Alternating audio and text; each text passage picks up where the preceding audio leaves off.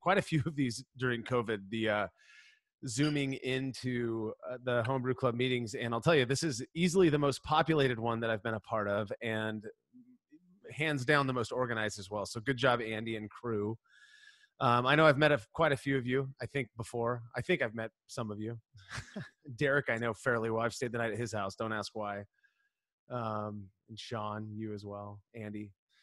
So again, thanks for having me. Kurt, congratulations on winning that whole thing. We'll be happy to help you get all set up with that stuff. So the first, I guess what we're going to do first is start off by talking about different ways to experiment in brewing and beer. And please, I tend to be a fairly informal type of guy. So if you have a question, just cut me off. I'll be happy to take it in the middle of this presentation. And then let's see. I don't remember how I can share this screen here. Come on, Derek. I need your help. Here we go. Have you tried turning it off and on again? Yeah, I know. You already said that. Do I got it? Did I get it? Yeah, how's you it nailed look? it. Beautiful. We're good? Okay.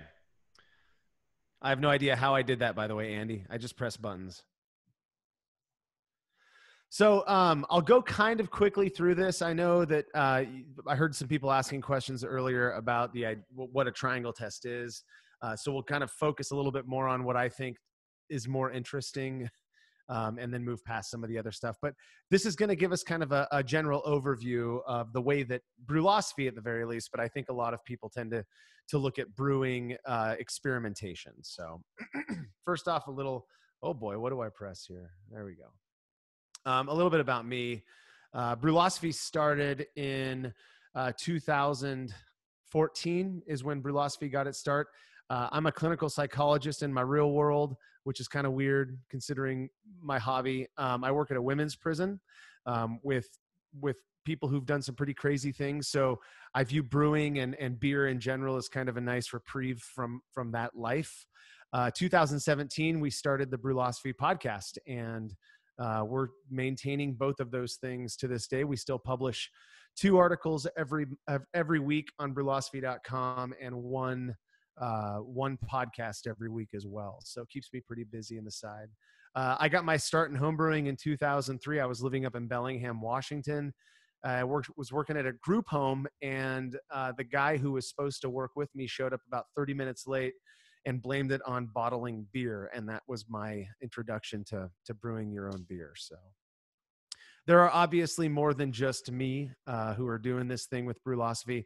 Jake Houlihan, Brian Hall, Kate Job, Phil Rusher, Andy Carter, whom you guys know probably from the Southern California Homebrewers Fest, Paul Amico, Matt Del Fiacco, and Malcolm Fraser, all active contributors right now. So what is it that we do? We've done so far, our biggest series is the Experiment series. We publish every Monday. We haven't missed a Monday, in fact, in the last 4.5 years, I believe. So we publish a new experiment every single Monday. Like Andy mentioned earlier, because of COVID, they've been a little bit different, but we're trying to keep people interested and give them something to focus on other than what's going on in the world right now. So we also have other projects. The Hop Chronicles is a big one. We've done 60 plus hop varieties where that's a little bit different than the experiments. We just have people evaluate a single hop beer without knowing what hop variety was used. We have our Short and Shoddy series, which is getting us a lot of crap from people lately. And we're okay with that. We've done 35 plus styles. The idea behind that series is to go through the entire BJCP guidelines and brew every style in the guidelines using these crazy methods. We can talk more about that in a bit. We've also got some other projects like Brew It Yourself. We do product reviews, stuff like that. So stuff normal blogs do as well. So what exactly does experimentation mean? If you look at if you were to go to the dictionary and look up experiment, this is what you would find: a scientific procedure undertaken to make a discovery, test a hypothesis, or demonstrate a known fact about brewing and or beer. That's our whole goal. By scientific procedure, we're talking about taking a systematic or methodical approach to researching a specific variable, making discoveries. We want to learn some new stuff, and to test a hypothesis. This is really a lot of what we're doing. Is, we might go peruse the forums or go to a homebrew club meeting, and somebody makes some claim. You got to do this, or if you do this, this will happen. And we're the nerds who go and actually test it out because we want to see for ourselves how true that is. And then to demonstrate a known fact, just to show that something known to matter actually does or doesn't. Yeah, Marshall, just to say something on that. I mean, sometimes they're true and sometimes they're not. And I know from my perspective, when you hear someone saying, well, don't do this and don't do that, and you've got 50 or 100 things not to do, you tend to try to follow those things just because you don't have the resources necessarily to be able to test them all out and say, well, I'm not sure I believe that or not, but since Right. people are all telling me to do that, I think I'm going to follow it until I have evidence, to the contrary. And I think what I really love about Brülosophy is that you guys have gone out there and done some of those tests that I wish I could have done myself. And in some cases, these things turn out to be myths. Seemingly so, yeah. And it's funny story. The genuine impetus behind starting the experimentation thing that has turned into Brülosophy and what it is today was me wanting to learn why it was so important to do these things that I had been told to do. Lo and behold, a lot of those things haven't shown to be as significant as I thought they were. And a lot of people think that was our initial goal. It really wasn't. But that's the way science goes, is, if you're constantly looking, you're going to find things you weren't expecting. And that to me is a fun part of it. So why is experimentation important?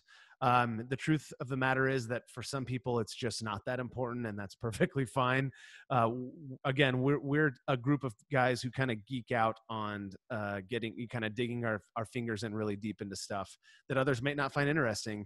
And if you're not one of those people, you can brew a tried and true recipe using tried and true methods and make tried and true beer that is perfectly drinkable for you. And that's awesome. Keep on doing your thing. But when that's not enough, we experiment so that we can know more about brewing, learn more things. The findings can inform changes to help us improve our beer or to make our brew day easier. And also it helps us to look smarter than other people at club meetings and stuff like that, because that's very important. So I've found it's also a lot of fun. So that's why we experiment. That's why we think it's important. All right. So what I want to do, again, please chime in if you have a question. The way that we view experimentation, if that's kind of the umbrella, there are two main ways to go about doing it. We're going to break those down a little bit here. So the first form is what I refer to as practical experimentation. And the primary purpose of this is really just to kind of fulfill your own interests, to satiate that personal curiosity. You want to know how something tastes, so you buy a hop that you've never used and you brew a single batch with it, and now you know how it tastes. You can speak to it. It's mostly anecdotal, but it allows you to explore these new processes, ingredients, new gear to see how it works for you in your brewery.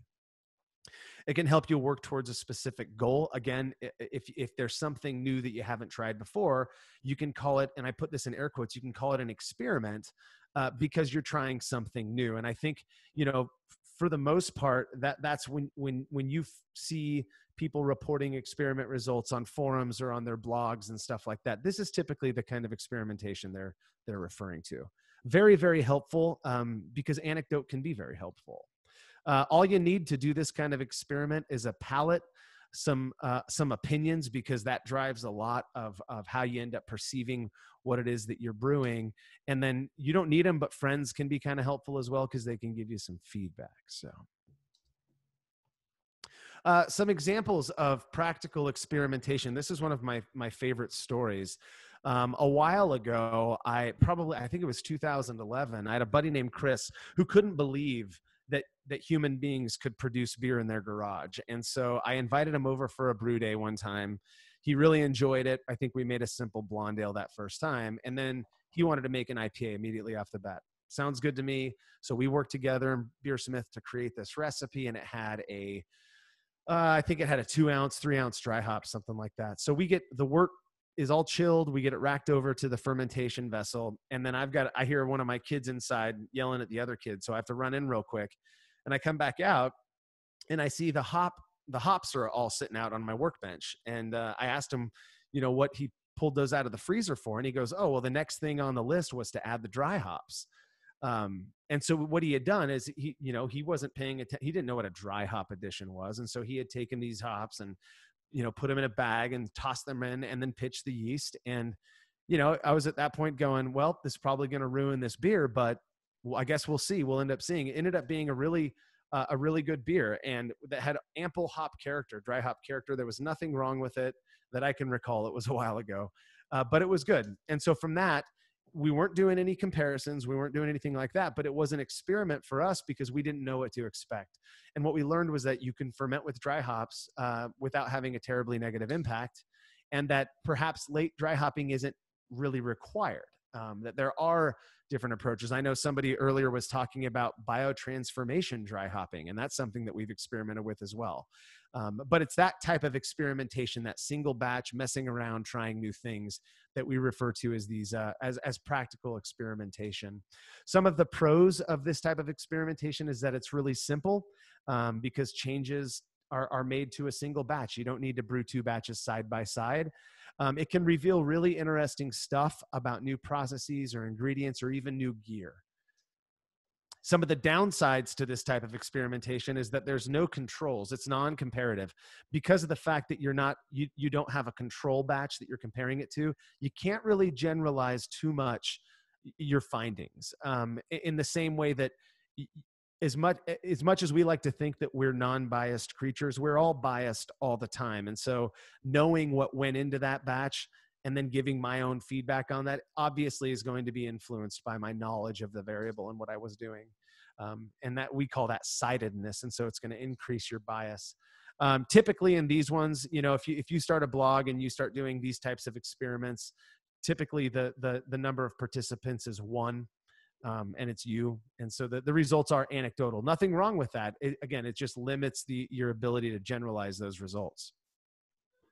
So in order for us to be able to make somewhat more broad claims about the way a variable impacts a beer, one's experimental approach has to the fork in the road. I thought that was clever. I'm realizing it's not, but it has to head down a slightly different path.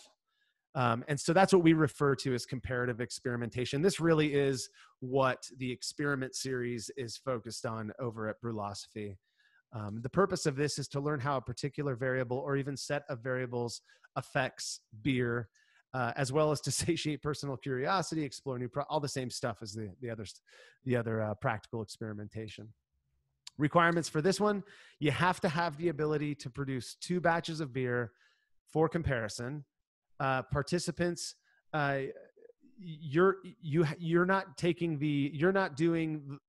the one who's going to provide all of the feedback. You're actually going to seek the feedback from participants who don't know anything about the beers, the way they were brewed. They don't know anything about the variable.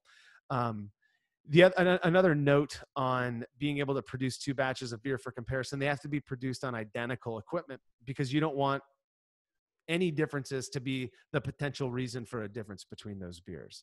So it's a little bit more intensive, labor intensive, and you have to put a little bit more thought into this type of experimentation. And again, it requires more time and it requires a little bit more gear as well. Gear needs to be identical. Your measurements have to be accurate. This is one of those big issues that I've had with people who shoot me experiments that they've done on the side and they want me to overlook it or look it over. Is their FGs on each beer, before they introduce the variable is 4, specific gravity points off or something. And I'm, what could be the cause for that if you haven't introduced the variable yet? So you got to be really consistent between your batches. And then again, it does take more time. You're brewing 2 batches instead of 1. Data collection for this one, you have to ensure that you have an adequate sample size. One of the biggest bits of negative feedback that we get over at Brülosophy is that our sample sizes are too small. We, for the most part, we have a floor of 20 blind participants. And the reason we did that, first off, is because we're not lab scientists who are paying people to come and take our tests. It can be difficult to get that many people to do it. But secondly, we've got 3 consultants on hand who are statisticians, doctoral level statisticians, who in sensory analysis have assured us that 20 people is more than enough to give an idea of what it is, the kind of stuff that we're looking for. The other thing is you have to ensure that those participants are blind to the variable, and like Andy said earlier, blind to the actual beer. You're not testing people on whether they can see a difference between beer, but whether they can taste, smell, or feel in their mouth a difference. And it does require time. I mean, usually we're collecting data for an experiment over the course of 6 to 8 hours and 2 days on a weekend, so we have to carve that out of our normal schedules.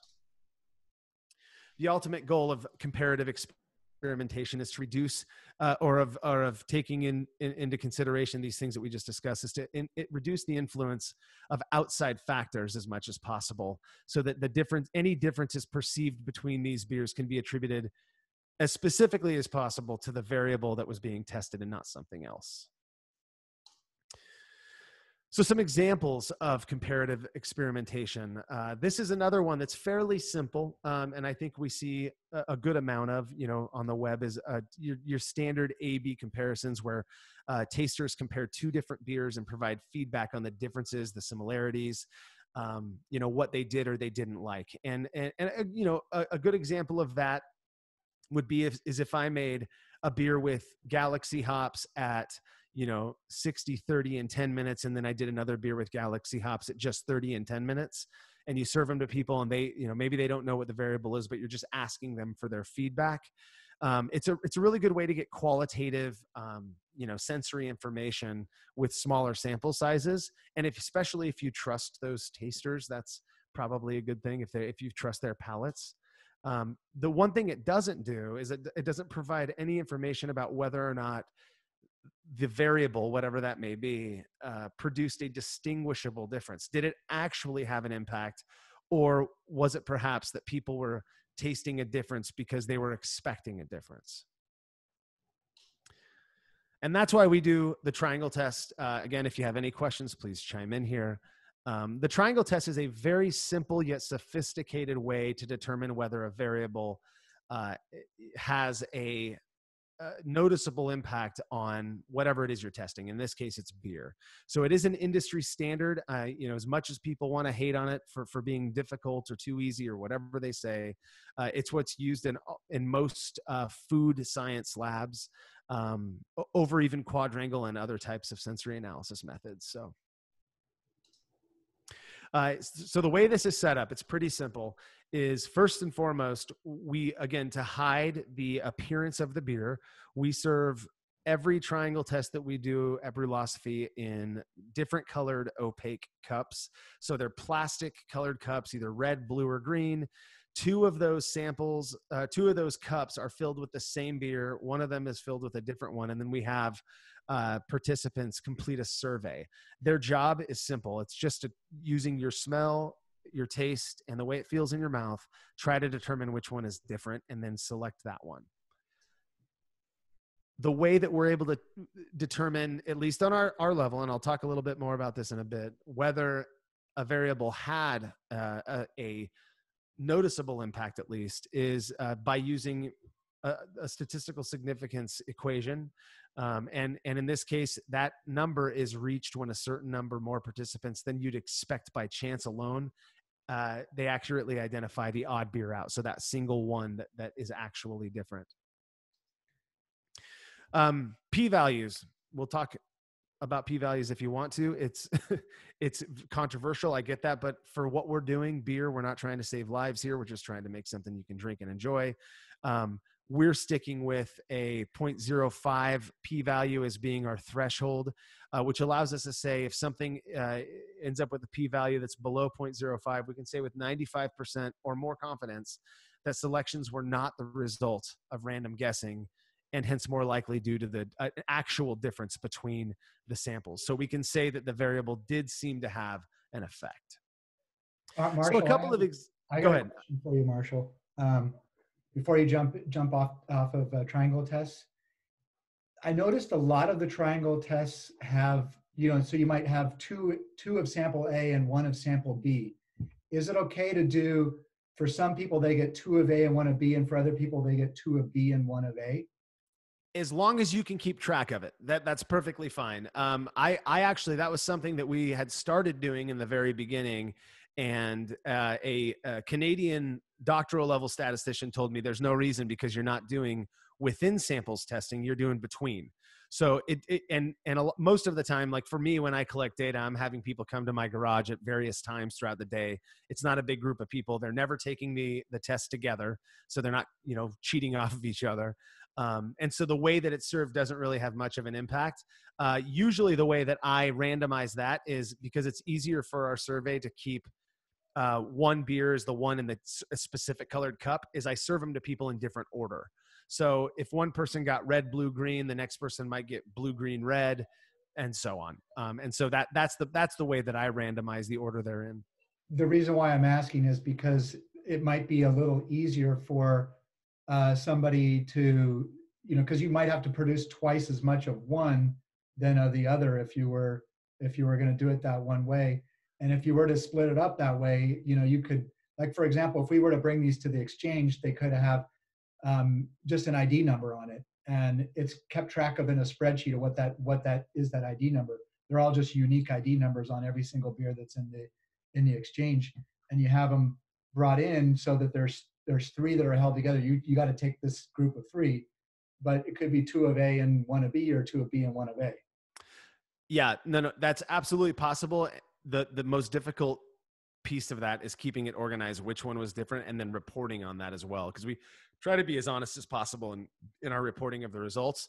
And so it's, for us, when we're doing these every week, serving them to 20 plus people, if we just have one that's the different one, and that's randomly selected as well. It's not like the guys are saying, hey, I like this one more, make it the single one. That doesn't happen. We actually essentially flip a coin to determine which one's going to be the single, which one's going to be the double. If you want to do it the way that you're saying, make sure you keep notes of what group of people, had the first set, and then what group of people had the second set, because it's easy to forget, that, oh, all these people chose the green one, all these people chose the red one. Why is that? Well, it's because, your odd beer out was different. So, right. So just a couple of examples, and I just randomly selected these examples because I think personally they're interesting. The mineral composition of brewing water, it's commonly said that higher sulfate leads to crisper hop character, and higher chloride leads to more round malt character. And so in order to test this, we brewed 2 dry stouts, the only difference being the mineral composition. One of them was what we called a hoppy pale ale profile, so that higher sulfate to chloride ratio, and the other one was a dark malty profile, that lower sulfate, higher chloride levels. The results of that one, we served it to 29 participants, and the expectation for us to be able to say that it actually had a noticeable impact, the expectation would be that 14 of those 29 people would accurately identify the unique sample in the triangle test. So of those 3 beers, 14 people would pick the same colored cup as being the different one. And in the end, 18 people did, which gives us a p-value of 0.001, which is statistically significant and allows us to say that, hey, in this experiment, it really did seem like the water profile, the mineral profile of the water did have a perceptible impact on the beer. Another example, probably my favorite one, and the one that people hate me the most for, is lager fermentation temperature. I avoided, for the first, 13 to probably 11 years of my brewing, I avoided making lager beers because of I didn't have the ability for a long while to control fermentation temperatures. I lived in a small apartment, and I didn't have room for a chest freezer. And then 2, the time it takes to lager those beers, and what I had read about, bottle lagering, and it just seemed like a mess to me. So I avoided it until I decided to start experimenting a little bit with lager fermentation temperature. I'd built up my gear, and I had a garage to put it all in. The idea being that cool fermentation temperatures are crucial to make a good lager beer, with warmer temperatures producing beer that, has higher esters and phenols.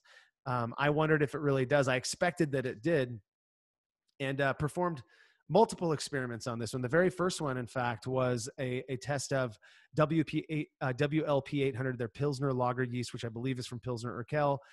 We fermented one at 50 degrees Fahrenheit and the other one at 66 degrees Fahrenheit. And I believe I served it to about 42 people in San Diego at the homebrew, I believe it was called NHC back then, in 2015. A lot of big names, a lot of people that you guys would recognize from other brewing venues, and didn't even get close in these experiments to reaching statistical significance.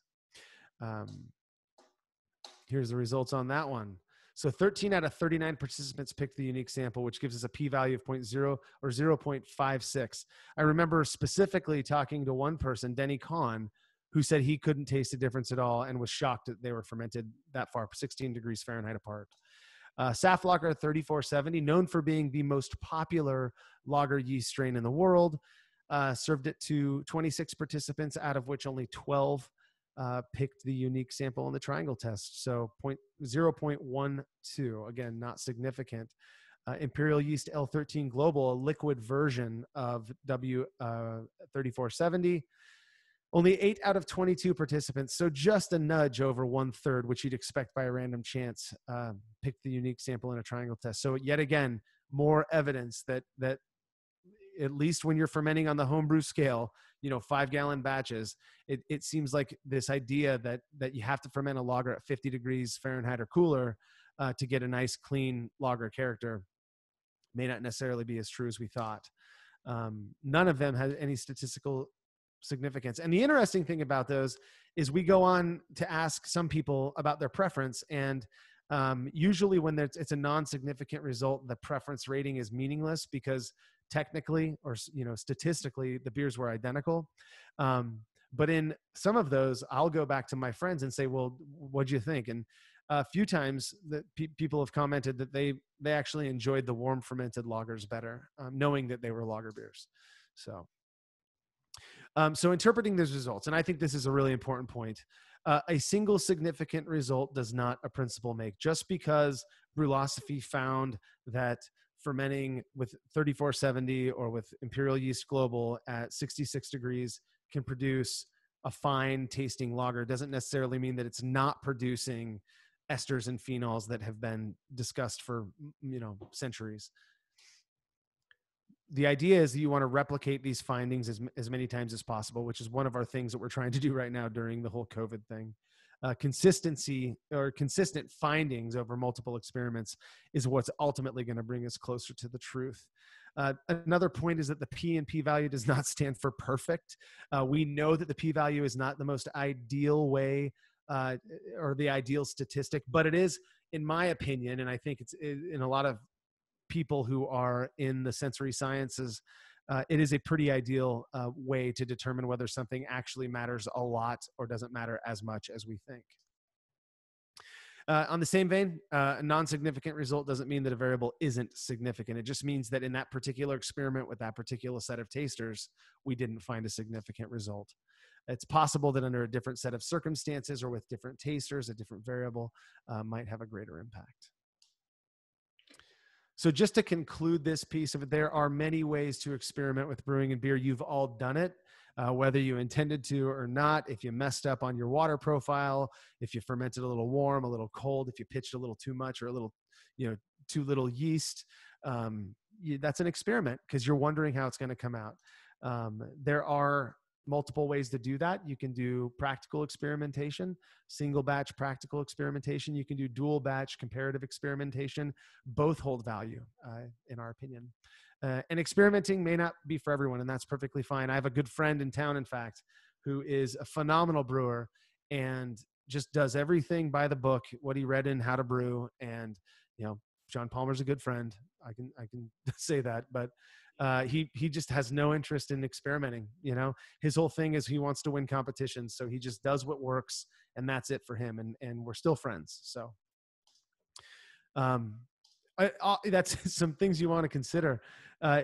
Experimentation involves taking a fair degree of risk because it's possible that if you mash a beer at 162 degrees Fahrenheit, that it's not going to taste very good. It could end up being a sweet, nasty mess.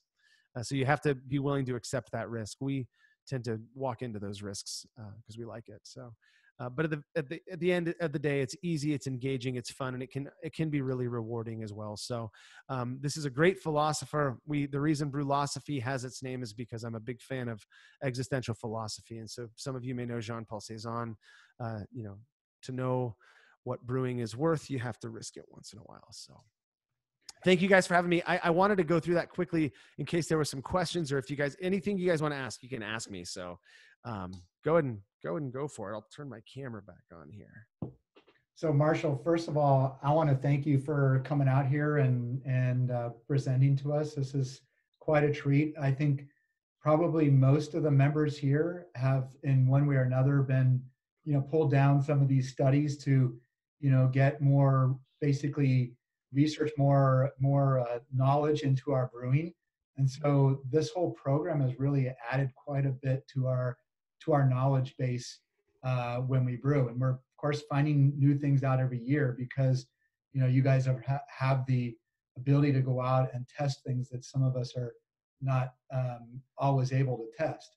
And I'd also applaud you because and point out to everybody else here that the criteria that you're using for these experiments are really the same criteria that's used for basic research. So you're not, I mean, the same idea about needing to repeat things to really have a solid foundation on it, looking at statistical significance.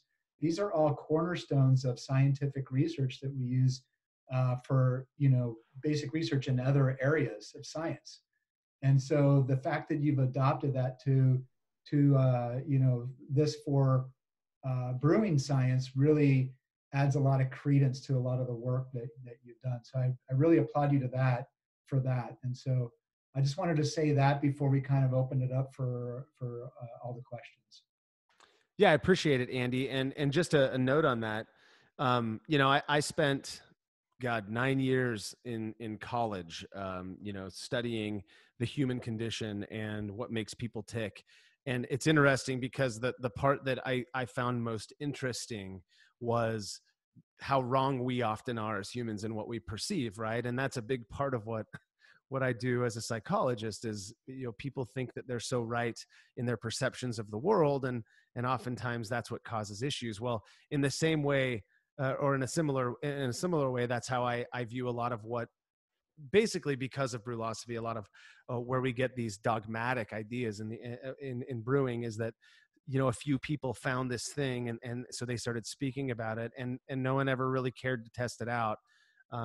For us, it's just fun, but it's really opened up, I think, a lot of doors for people who may not have certain capacities in their brewery or don't have enough time. I mean, if you've probably heard my kids running around in the backyard or in the back of me over here, for guys like me, being able to cut out an hour or two in a brew day is pretty meaningful. So I think there's one thing that I want you to just comment on before we open it up to everybody else for questions, and that is really because I remember reading about I think maybe one of the earliest things that you had done where you said, well, first of all, when we're doing these tests, do we have to have BJCP judges test the difference between these things? And I recall that you had talked about how you had actually run that experiment to see if it made a difference, whether they were BJCP judges or just all of us average people testing this. And I want you to comment about that just so everybody can get that that information here.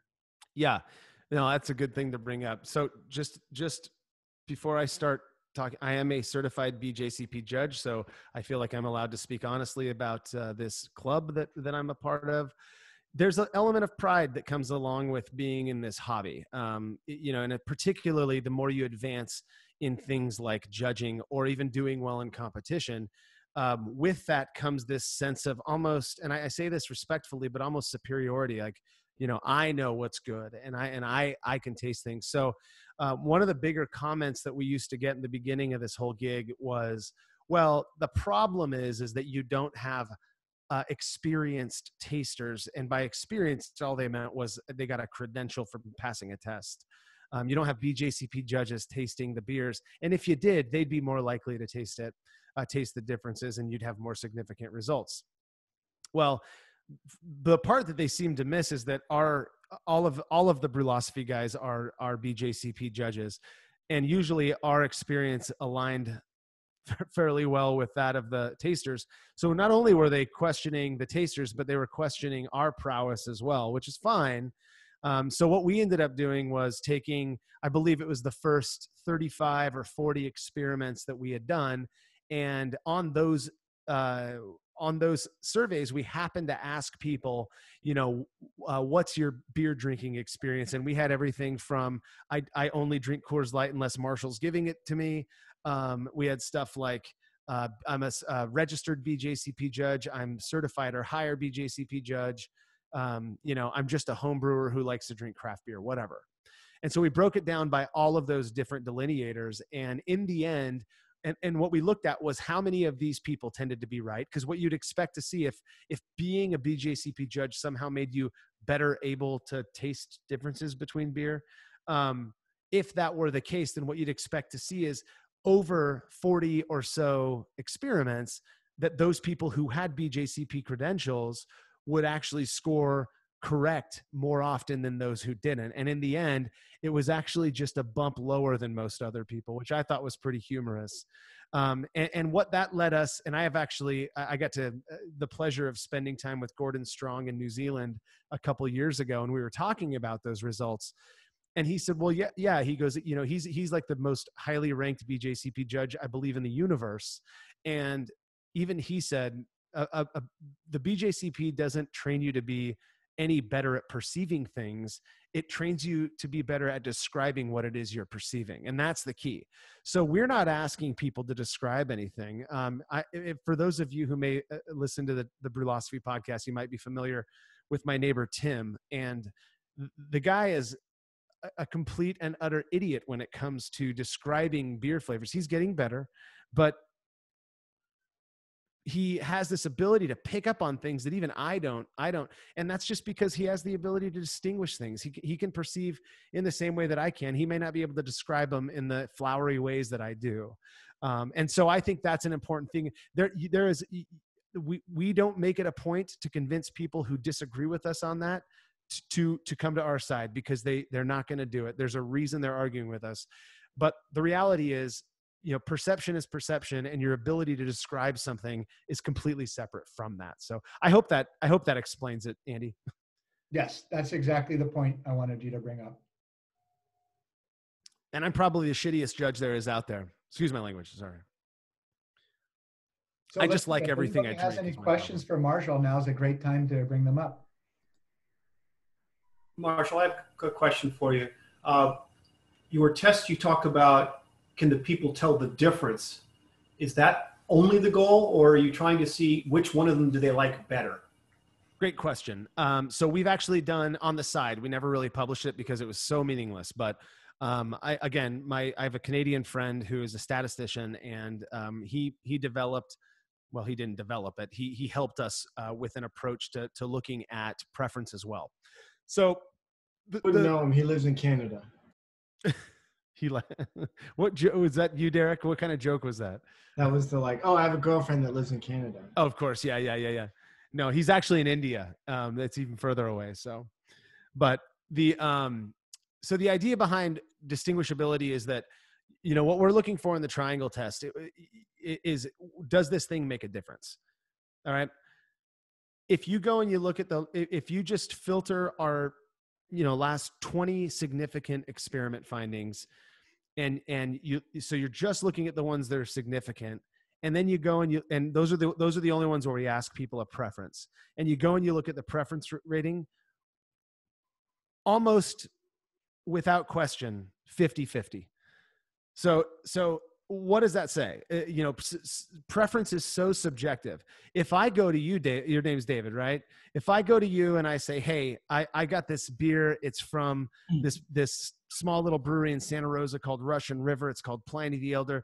It's going to blow your mind. And you trust me, then you're going to perceive that beer as being way more positive than if I had told you, hey, this was made by Miller Coors in Colorado. It's a crap IPA, but they're trying to enter the market. 100%. That's the kind of stuff I've studied, actually, like in a lab stuff.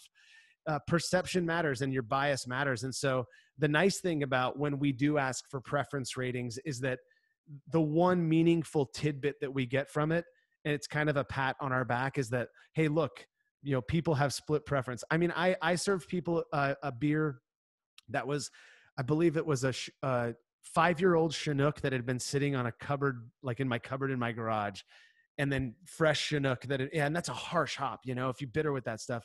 Fresh Chinook that had been stored in my freezer for 2 weeks after it came off the vine.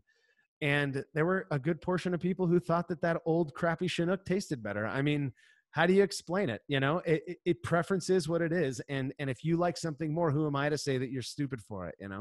We do in brewing, but I try not to. If you're wondering, this is a single hop Mosaic Lupomax pale ale that's rocking. You guys got to try that Lupomax hop. It's amazing. Smells like diesel gasoline. The Lupo Max, that's like a homebrew grade, like T50 pellet or something, right? That answer, It's a little more concentrated than a T45, yeah.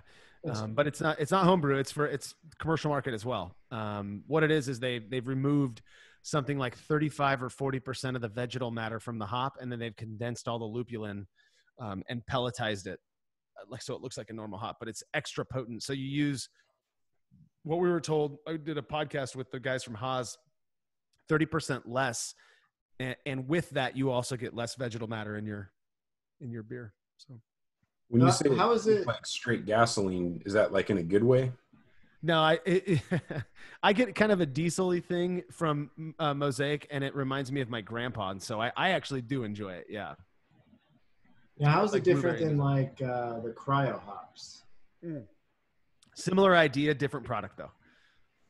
The way the cryo one is done is the reason they call it cryo is that they do it in like negative 20-degree temperatures or something like that. The way Haas does it is completely proprietary. They won't talk about it, but it's a different product. Yeah. I think that's their answer to the cryo hops. They're competing against them, and so I think so too. Yeah. A legally distinct version of cryo hops. Yeah. And quite a bit cheaper than cryo hops as well. All right. I also wanted to mention, I was chuckling to myself when you were bringing up that lager experiment during the presentation. I don't remember if I ever shared this with you, but I want to say maybe 3 years ago, I did an experiment with the club. It wasn't a triangle test because that was a little hard to do live at a meeting. But I brought a Schwarz beer that one batch, split batch, one version was regular, like 100% classic lager schedule. And then the other version was, I just stuck it in a closet without any temperature control at all. And I brought it to it and I shared it with the club. And the only question was, which version do you prefer? And so I want to share with you the response. I don't know if you can see that there. Yeah. Yeah. That's what I'm trying to say. Yeah. It was perfectly split. Derek, did you tell them that it was a Schwartz beer, or did you They knew it was a Schwarz beer, but all I said was, which one do you prefer? So I'm so glad you showed this because, and this is a common thing, is if there's a phenomenon known as expectation bias. And so if I allude to something being present, in this case, just that there is a difference between these beers, people will taste a difference. For the majority of people will taste a difference. So even in serving them these two beers and saying, which one do you prefer? Automatically in their head, they're saying, well, they're different, so I got to pick one that I prefer, right? The one thing that the triangle, one of the things the triangle test eliminates is that piece of it, because now they've got three beers and their job isn't to pick a preference as much as it is to pick which one they think is different. I love this, Derek. You did share this with me a couple of years ago. Yeah. Yeah. Marshall, I do like that you not only, your first goal is to really see if people can tell the difference, but I like that follow-on question, because then you go, well, okay, now which one did you prefer? Or you ask them more things about it, which just allows you to collect more information on it, even though it's not Yeah. the primary end goal. Yeah. Yeah. I mean, but in, the way I look at the preference question is this. Up until about 4 or 5 years ago, if you had served me a grape and a tomato, I would be able to tell you which one is different. And you'd say, well, which one do you prefer? And I would have said, oh, it's the grape, hands down. I hate tomatoes. But now suddenly I'm a fan of tomatoes. I don't know what changed. But now I like tomatoes probably more than grape. And so even within a person, you can change, your preference is going to shift and change. And that's why I tell people when they ask me, well, so there was a difference, but what would you do? Well, if it's something as broad as like water chemistry, so you change something, you up your sulfate level, and that creates a difference. Well, if we can just tell you that it has a perceptible difference based on our data, then you can go and mess around with it under the, with the confidence that, hey, maybe it's not going to come out the exact way I wanted at first, but at least it's going to have some noticeable impact, an appreciable impact. And that's the cool part of it. Now you can tweak all of these different levels. You've got these different levers that you can pull and push and really come to what it is you really like, and I think I was talking with Vinny Cilurzo from Russian River kind of about this idea that he wouldn't have, Pliny the Elder wouldn't be here today if it weren't for him, quote unquote, experimenting with these different ideas that he had in his mind, which ultimately became double IPA, which is one of the biggest styles in the world now. That came from one guy experimenting on single batches, So that's kind of the way I look at it. So Marshall, this is Kurt. Oh, I think you choose. Go ahead. Was that Jack? You want to go? Yeah. No, you go ahead, Kurt. Thanks. Okay. I'll go next. Okay. So I have to imagine, we all have looked at Brülosophy experiments and seen some things that surprised us. And granted, they're, sometimes the sample sizes are not great and all that, but regardless, you have a good enough sample size that it surprises us.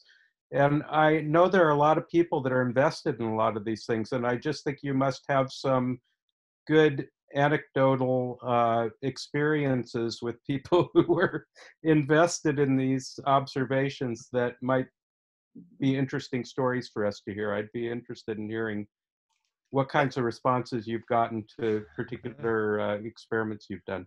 Oh, it comes in every shape and form, Kurt. I'll tell you that. I have a feeling what you're referring to are the people who glom onto it religiously, like a specific finding, and then they go and sell it to the masses. You can ferment a lager at 200 degrees and it'll come out fine. We get that often. What we get more often than that is people saying, and it's odd for me, it's people coming out and saying, well, you're just, you're influencing new brewers to be shitty brewers, and that's gonna be the downfall of home brewing, and you should quit what you're doing. And I don't know what drives those people to say that kind of stuff. I just laugh at it and don't respond. But occasionally I'll get an email, or somebody will forward me a comment that's on some Facebook group or whatever about, somebody who said, well, the only reason I don't do this is Brülosophy proved that, it doesn't matter, or that it does matter. And usually my response to that is, we didn't prove anything except for that these 20 people who took a test could distinguish it to a p-value of 0.05. Like, come on, but give it a shot, and what I often tell people is, if, the thing that I'm loving lately is what we call our short and shoddy a brewing approach. Mash for 20 minutes, boil for 25 or 30 minutes. Don't worry too much about pitching a starter, all these things. 9.5 times out of 10, it works out really well. There's a few times where it doesn't. And that's the risk that we take. If somebody is inspired to do that, and that means that they're able to brew 3 times a month as opposed to 1 because they've got 2 jobs and a kid, then cool. And if you're happy with, why do other people care about what somebody else thinks about their beer? Again, this is a Brülosophy is a philosophy thing. you don't have to control what other people do, in the same way that that's not our goal. You know, you do what you want to do. And if that means that you're doing a low oxygen brewing approach, and more power to you, go for it. But you don't need to proselytize, and either are we. So I've got a million stories, Kurt. I couldn't pick one. So sorry about that. Thanks. Somebody else had a question. You're muted, Jack. That's what my wife does to me. All right. Am I coming through now? Yes. All right. Very good. Have you done an experiment where you've had the exact same beer, but the only difference was the environmental setting in which the beer was evaluated? Ooh, that sounds fun. We have not done that. We have talked about doing an experiment where it's the exact same beer, and we serve, the first 10 participants in a completely quiet environment. We serve the next 10 in an environment with, maybe Boys to Men playing in the background, and then another one with like Anthrax playing in the background, just to see if that has some sort of an impact. We have 100% done an experiment where I served, I believe it was 12 of my very trusted brewing friends. 3 of them now are professional brewers in the area that I live. I served them all the same beer, and one of the 11 or 12 of them chose that they were identical, and everybody else was convinced that they got the one right, and it was the same exact beer poured from the same growler. There was no difference. That's what I'm saying, is what we were testing there was the bias of expectation, right? That you expect a difference, you taste it. I suspect that if we were to serve the beers that were exactly the same in different environments, it wouldn't be, I don't think we'd find a significant finding. I think what we'd see is that fairly even spread across the 3 different selections. Yeah. Yeah, it'd be interesting to see. They have done this very thing in the wine industry, and lighted room, bright light, low light, ambient background, competitive smells going on, very different results as a group, as a tasting group overall. So. Speaking of wine, there's a fascinating experiment, and I have to kind of paraphrase here, but where they did a red wine and then a white wine that was dyed red, and they had sommeliers come and do they could see which one, they could see the wines, and they had sommeliers come and do the triangle test, and there was no significance, despite the fact that they were definitely different, right? We had a fun little, when I was in New Zealand a couple of years ago, the presentation that I gave, we had, I believe it was 6 people come up from the audience and do a triangle test where we had a blonde ale, and then we had a blonde ale that we used Cinnamar in to darken. Purportedly no flavor contribution. I couldn't tell them apart when they were served in opaque cups. Fascinatingly, everybody swore that the 6 people who took the triangle test in clear cups, we were trying to demonstrate how the appearance of a beer will affect the way you taste and see it, or the way you taste and smell it. And all 6 of them, chose the different, they're so different or whatever, or they were exactly the same, whatever. But then when we covered up the color, people were able to identify the blonde. Well, we did a Schwarzbier in there as well. But anyways, it was a very fascinating experiment. When you see, what you see tends to influence big time what you end up tasting and smelling. And I think that's a fascinating phenomenon. Yeah, very good. Thank you. Thanks, man.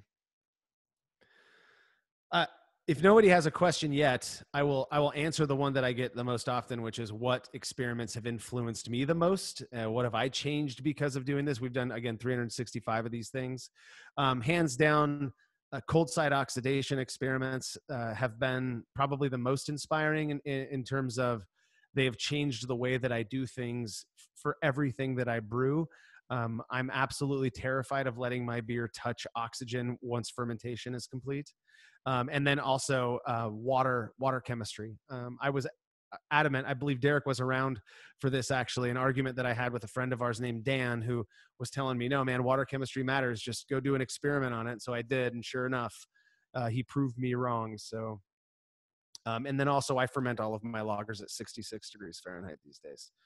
I think the ones that come to mind for the ones that I recall you mentioning being the like biggest paradigm shifts for you, water chemistry and fermenter composition, whether it's plastic, glass, metal, the shape of the fermenter. Those are the ones that come to my mind of you're like, I was expecting this not to be a big deal at all. And it was like probably the biggest difference that I've ever experienced.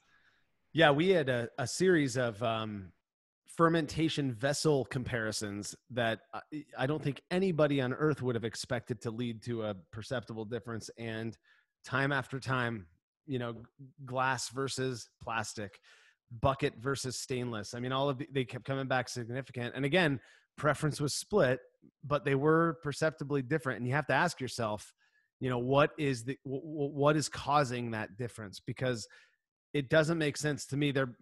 I mean, for the most part, in the way that we're brewing, it's not like a bucket's letting much more oxygen in than a carboy, but something's different. And yeah.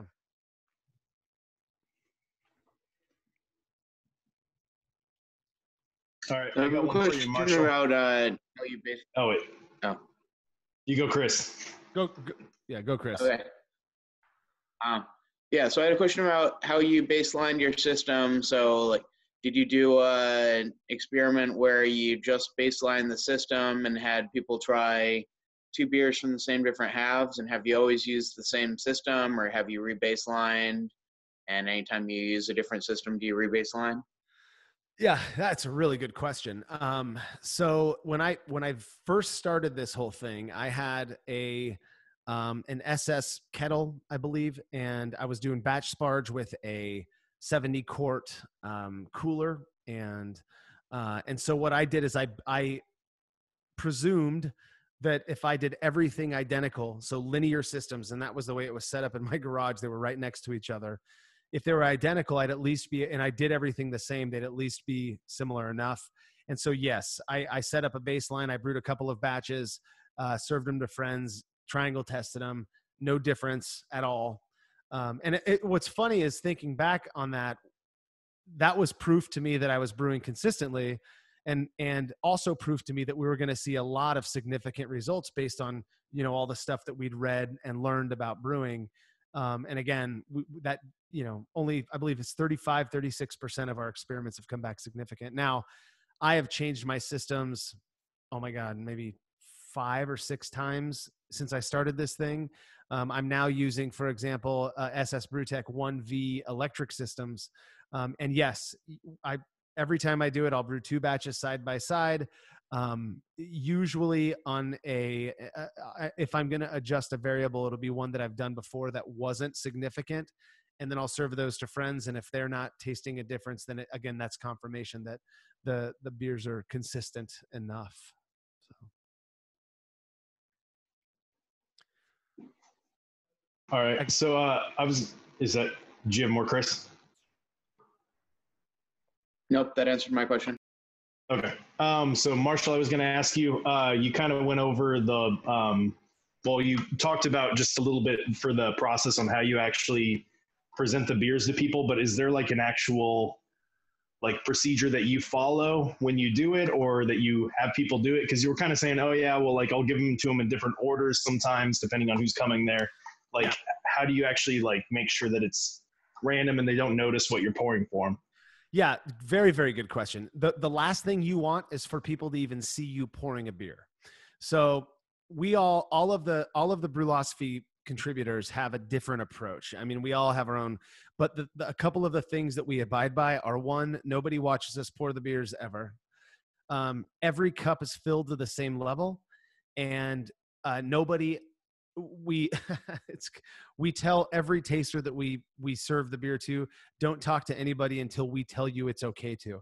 Because again, you know, even if they don't know what the variable is, if Sean takes the test and then goes over to Derek, who hasn't taken the test yet, and says, oh man, I thought the green one was different, even if we're switching up the glasses, that's going to bias Derek, regardless of how, steadfast he is in his lack of bias. So we also have instructions. We use online surveys, and there's instructions embedded in those online surveys as to how to take the test or the survey and how to do it right. And it also, again, reminds people, don't talk to anybody, typically. The way that I collect data, for the most part, I mentioned this before, is in my garage. So I'll put out a thing on the internet. Hey, swing by. I'll have 25, 30 people swing through my garage in an afternoon. And the way that I'll do it is I'll have them all hanging out in one section of the garage. And prior to them getting too sloshed, because we know how things go, I will have them come over two or three at a time, but I'll have the cups. I'll never do more than 3 tasters at a time. And I will have poured those cups, and they're already ready for the people to do the triangle test in separate spots where they don't see where they're not looking directly at each other.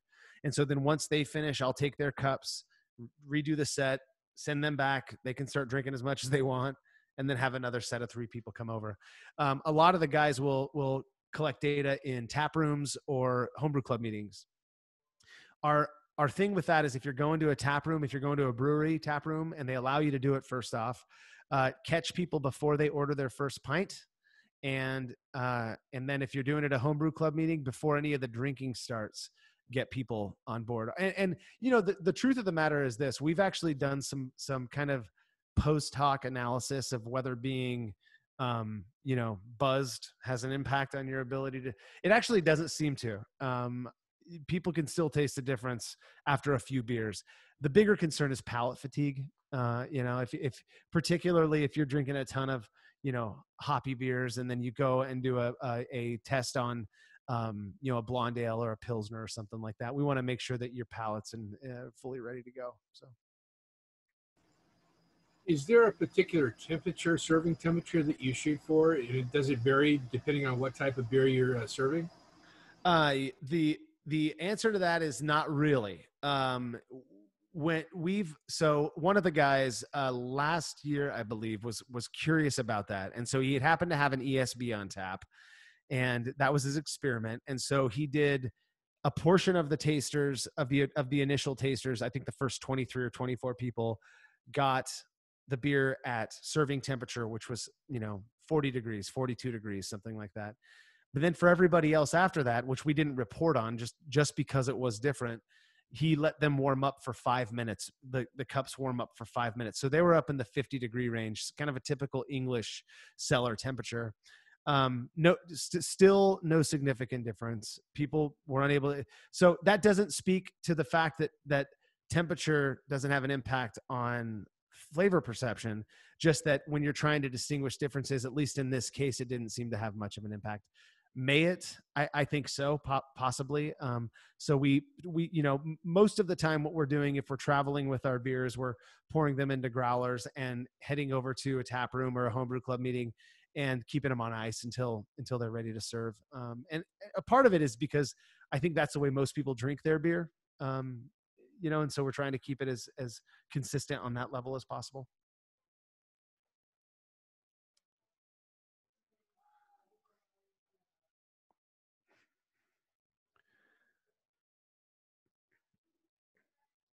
Those Siamese cats look disgusting, Hop Creep. Any other questions? We could take one more question for Marshall. We have time if anybody else has any other questions. Okay. Well, I want to thank you, Marshall. Thanks for coming out here. This has been quite informative. It's been something that we've been wanting to. I see everyone. A lot of people clapping their hands. It's been something we've wanted to do for quite a while, and we finally had the pandemic that enabled us to make this happen. And so thanks for being able to come out here and enlighten us. And I would like to, I think you offered, and I would like to try to get you to help us out on this experiment that we want to do within our club, so we can make sure it's legit and meets the the requirements and expectations, so that we can learn something and contribute to the learnings of everybody else. Yeah, I'd love it. And however, I know that it sounded like, Andy, you mentioned there was going to be some like a proposal submission, and then people were going to, you guys were going to select what you thought was the best from there. Once you guys get that thing narrowed down, I'd be happy to be a part of it and help with the design and the data collection and the brewing and all of that stuff. So that sounds great. Yeah, we want to make sure that that we have the right controls during the process. We want to make sure that it sounds like, the survey that we put out to people will be, we'll collect the right information on that. We'll want to make sure that when we have the right number of beers that show up at the exchange, and that then they're served in the right way so that they're blinded. And I think we could do this all, while still maintaining our social distancing and collect all this data. So I think that would be really cool. Yeah, it sounds awesome. Oh, cool. Well, thanks again, Marshall. And we're going to go into the social time again, and you guys are welcome to stick around as long as you like. And then we'll see you next month when we're going to have Ashley Carter talk about loggers. Thank you very much. And thanks to all of you guys yet again. I'll probably bounce back in here. I got an empty glass I'm going to go fill up. So. All righty. Okay. Nice. Cool. Great.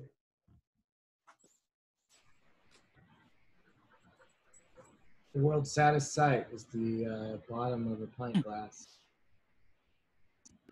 What they say the best beer is the one in your hand. One in your hand. Yeah.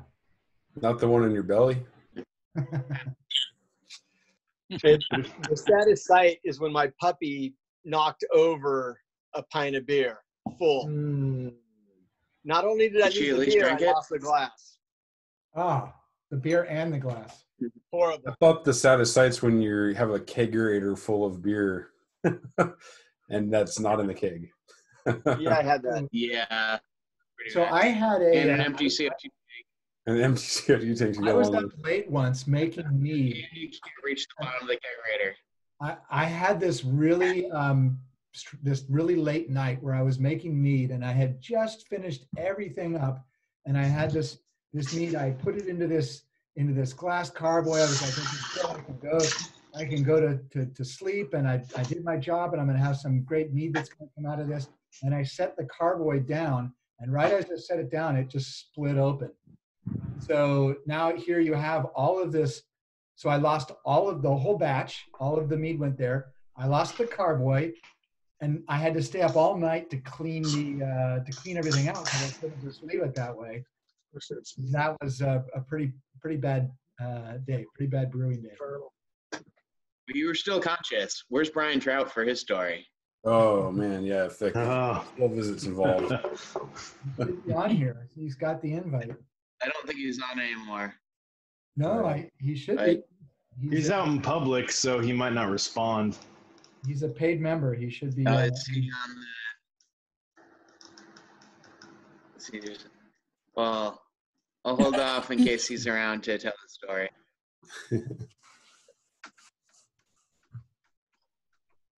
Hey, Andy and Derek, I'm enjoying my water book. Good.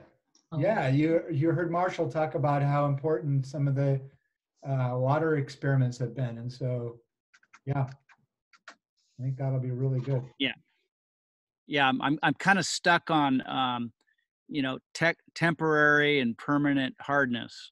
I can't seem to get through that.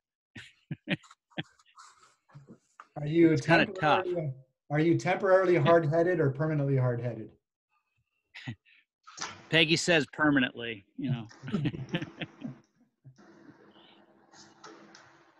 But anyway, thank you for the book. Nice, good. Glad you can make use of it. Hey Andy, did you get a new test kit?